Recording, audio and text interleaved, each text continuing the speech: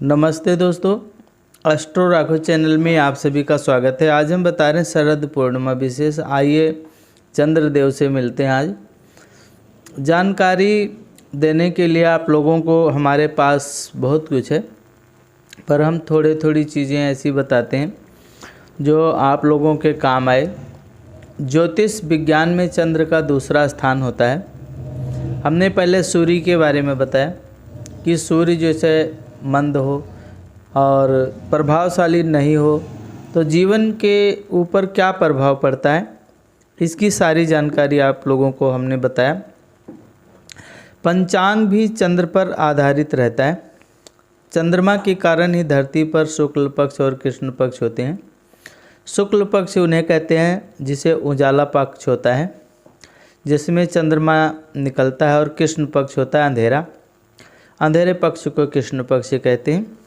इसी के कारण समुद्र में जो है ज्वार भाटा उत्पन्न होता है।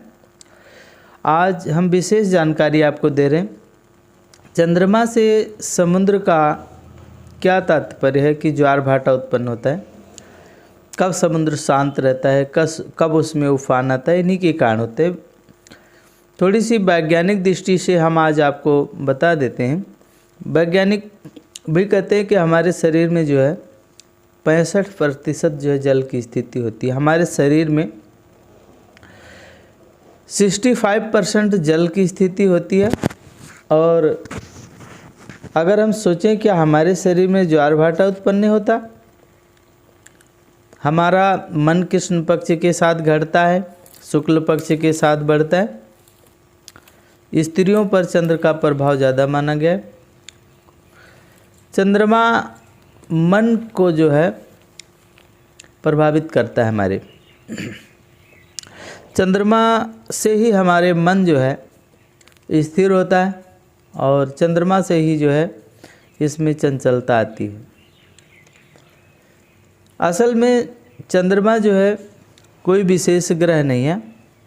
पृथ्वी के मुकाबले ये जो है चौथाई अंश के बराबर है, और चंद्रमा पृथ्वी की परिक्रमा 27 दिन में पूर्ण कर लेता है। इतनी ही समय में यह अपनी धुरी पर एक चक्कर लगा लेता है। 15 दिन तक इसकी कलाएं क्षीण होती हैं, मतलब कम होती जाती हैं, और 15 दिन तक ये बढ़ता रहता है। चंद्रमा सूर्य से प्रकाश लेकर के धरती को प्रकाशित करता है। पुराण के अनुसार देव और दानव में जब इकट्ठे होकर के समुद्र मंथन किया गया था, जो उसमें 14 रत्न निकले थे, उसमें एक जो है चंद्रमा भी थे, जिन्हें भगवान शंकर ने अपने सिर पर धारण कर लिया था। आपने देखा होगा कि शिव जी के मस्तक पर चंद्रमा विराजमान है, और चंद्र देवता हिंदू धर्म के अनेक देवताओं में से एक हैं। उन्हें जल तत्व का देव कहा जाता है। चंद्रमा की महादशा 10 वर्ष की होती है। जब हमारे कुंडली में चंद्रमा की दशा होती है, 10 वर्ष की होती है, उसमें और 9 ग्रह आते रहते हैं, अंतरदशा उनकी बनती है। आगे इसकी जानकारी हम बाद में बताएंगे आप लोगों को। चंद्रमा के अधिदेवता जो है आप और प्रति अधिदेवता उमा देवी हैं। श्रीमद् भागवत के अनुसार चंद्रदेव महर्षि अत्रि और अनसुईया के पुत्र हैं, और इनको जो है सर्वमय कहा गया है। ये 16 कलाओं से युक्त हैं, और इन्हें जो है अन्नमय, मनोमय, अमृतमय पुरुष स्वरूप भगवान कहा जाता है। प्रजापिता ब्रह्मा ने चंद्र देवता को बीज, औषधि, जल और ब्राह्मण का बनाया। ब्राह्मणों का राजा इन्हें बना दिया। तो चंद्रमा का विवाह जो है राजा दक्ष की 27 कन्याओं से हुआ था, और ये कन्याएं 27 नक्षत्रों के रूप में जानी जाती हैं। जैसे अश्विनी, भरणी, कृतिका, रोहिणी आदि जो है चंद्रदेव की पत्नी। रोहिणी से उनके एक पुत्र मिला जिनका नाम बुध है। चंद्र ही सभी देवता, पितर, यक्ष, मनुष्य, भूत, पशु पक्षी और वृक्ष आदि के प्राणों का आप्यायन करते हैं। अगर चंद्रमा अशुभ हो तो क्या होता है? दूध देने वाला जानवर जो है जब मर जाए तो समझ लीजिए कि चंद्रमा अशुभ है। यदि घोड़ा पाल रखा आपने, उसकी मृत्यु हो जाए, समझ लेना आपका चंद्रमा खराब है। किंतु आमतौर पर अब लोगों के यहाँ ये जानवर नहीं होते हैं, लोग घोड़ा नहीं रखते, पशु भी बहुत कम ही लोग रखते हैं।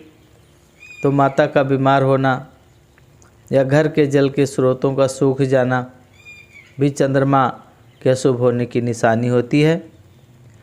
महसूस करने की क्षमता क्षीण हो जाती है, हम किसी चीज़ को महसूस नहीं कर पाते। राहु केतु या शनि के साथ होने से तथा उनकी दृष्टि पड़ने पर चंद्रमा अशुभ हो जाता है। मानसिक रोगों के कारण भी चंद्रमा को माना गया है कि अशुभ हो जाता है। चंद्रमा जब शुभ होता है तब क्या करता है? अगर चंद्रमा शुभ है तो व्यक्ति को धनवान बनाता है, दयालु बनाता है, सुख और शांति देता है, भूमि भवन का मालिक बनाता है। चतुर्थ में शुभ ग्रह होने पर घर संबंधी शुभ फल इन्हें मिलते हैं।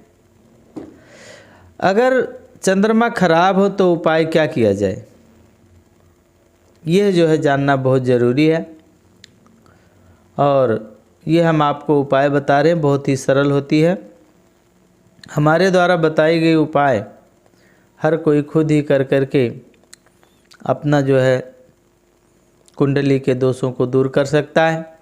प्रतिदिन माता का पैर छू लेना चाहिए, छू करके आशीर्वाद ग्रहण कीजिए, शिव जी की भक्ति कीजिए, सोमवार का व्रत कीजिए या शिवलिंग पर कच्ची लस्सी चढ़ाइए।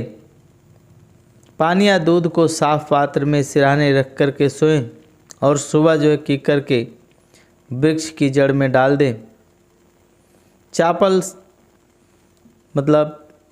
चावल, सफ़ेद वस्त्र, शंख, वंश पात्र, सफ़ेद चंदन, सफ़ेद पुष्प, चीनी, बेल, दही और मोती दान करना चाहिए। मकान चंद्र है तो मकान से 24 कदम दूर ठीक सामने कुआं, हैंडपंप, तालाब या बहता हुआ पानी होगा और दूध वाले वृक्ष होंगे, घर में शांति रहेगी। चंद्रमा जी का मंत्र है ओम श्रांग श्रीं श्रोंग साह चंद्राय नमः। ये देवता हैं शिव जी के, गोत्र इनका अत्रि है, दिशा इनका वायव्य है, दिशा और दिवस इनका सोमवार दिन पड़ता है। वस्त्र धोती है, पशु घोड़ा है, अंग दिल बाया या भंग है। व्यापार इनका कुमार या झीमर है, वस्तु इनकी चांदी मोती दूध है। स्वभाव शीतल और शांत है, खराब हो तो चंचल स्वभाव हो जाता है। वर्ण जाति है श्वेत ब्राह्मण है, विशेषता दयालु है, हमदर्द है, भ्रमण करने वाले हैं। एक ही राशि में 2.25 दिन चंद्रमा रहता है। नक्षत्र इनका है रोहिणी, हस्त्र और श्रवण नक्षत्र है। गुण इनका है माता जाजात, शांति वृक्ष और पोस्त का हरा पौधा जिसमें दूध हो। शक्ति सुख शांति का मालिक है, माता का प्यारा है, पूर्वजों का सेवक है। चंद्र का वाहन जो है हिरण है, सफ़ेद रंग के 10 घोड़ों से चलने वाला हीरे जड़ित 3 पहियों वाला रथ है। और राशि इनकी नक्षत्र और कर्क राशि के स्वामी हैं। चंद्रमा के मित्र सूर्य और बुध हैं, राहु और केतु इनके शत्रु हैं। जब भी कुंडली में राहु केतु के साथ आते हैं अशुभ फल देने लग जाते हैं। मंगल गुरु शुक्र शनि सम है, राहु के साथ होने से चंद्र ग्रहण का योग बन जाता है, जिसे कुंडली में विशेष उथल पुथल मच जाती है। अन्य नाम जो चंद्र के हैं वो हम आपको बता देते हैं। इनको सोम, रजनीपत, रजनीश, शशि, कला, निधि, इंदु, शशांक, शीतांशु, मृगांक, सुधाकर और मयंक कहते हैं। हमने जो है आपको अपने अष्टो राघव चैनल के माध्यम से ये जानकारी दिया है और आपको हमारी बताई हुई जानकारी कैसी लगती है कमेंट बॉक्स में आप बता सकते हैं। हमारे चैनल को सब्सक्राइब कीजिए, अपने दोस्तों के साथ शेयर कीजिए। पूरा वीडियो देखने के लिए आप लोगों का बहुत बहुत धन्यवाद।